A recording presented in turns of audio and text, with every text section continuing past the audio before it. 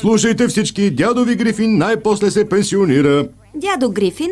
Това е онзи, който мирише на дърва за огрев и има мокри котенца в ушите. Крис, това е ужасен израз. Мокри котенца.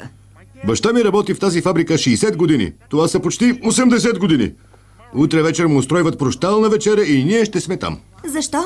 Почти не го познаваме. Да, защо никога не идва да ни види? Деца, дядо ви така и не се примири с факта, че не съм католичка.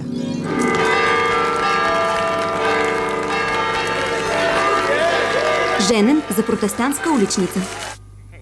Ей, татко обича всички ни, просто е твърде зет, за да го покаже. Такъв беше още когато бях малък. И сега победителите от надбягването за бащи и синове. Първи са Боби Хамил и баща му. Второ място Джими Лосън и баща му. Трето място Питър Грифин и Стрък царевица.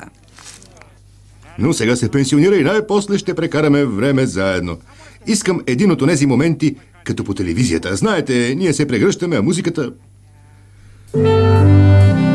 Благодаря, момчета, точно така. Ще изсвирите ли онова, когато децата на Бреди тичат по стълбите?